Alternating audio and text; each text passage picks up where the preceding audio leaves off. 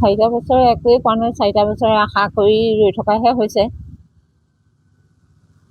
এবছৰৰ ভিতৰত ন্যায় পাম বুলি কথা দিছিলে, সেই কথা কিন্তু হৈ নুঠিল। 4 বছৰ হৈ গ'লহি, 4 বছৰে বাট চাই আছো আৰু ন্যায় পাম বুলি। আৰু মুখ্যমন্ত্ৰীয়ে যেনেধৰণে কথা কৈছিলে তেনেধৰণে কামখিনি হৈ নুঠিল।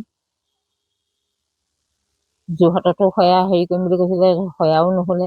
আৰু এতিয়া ইয়াত কৰিবলগীয়াখিনি সেয়া একোৱেই নহ'লে।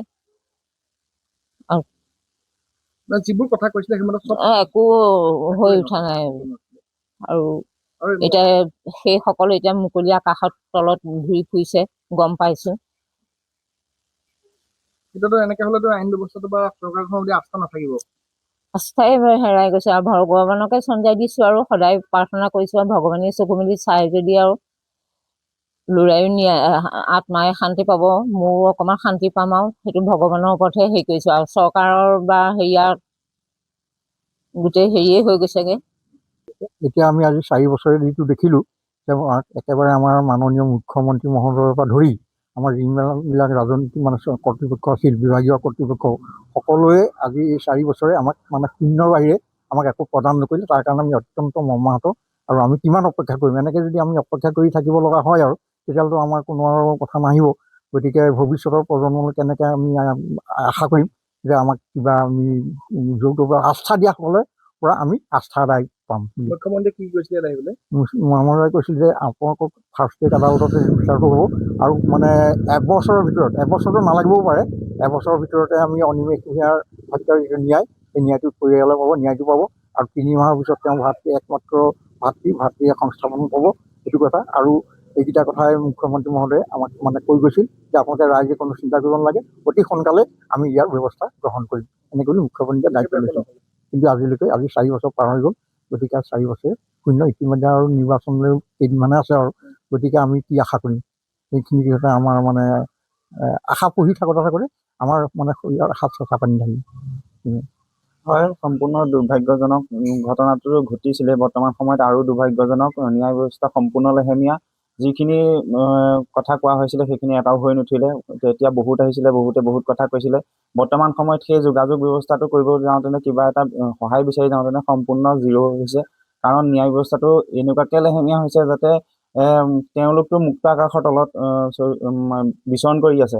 আৰু এনেকে হলে আমাৰ আৰু দুৰ্ভাগ্যজনক ঘটনা ঘটিবই, আৰু মাক বাপেকৰ উকা হ'ব এনেকুৱা এখন বুকু। সেইবাবে মই ভাবো বৰ্তমান সময়তো আস্থা হেৰুৱাৰ ধৰণেই হৈছে। কিন্তু আকৌ অনুৰোধ জনাইছো যাতে অতি সোনকালে আমাক ন্যায় প্ৰদান কৰে, তাৰ আত্মাই শান্তি পাওক।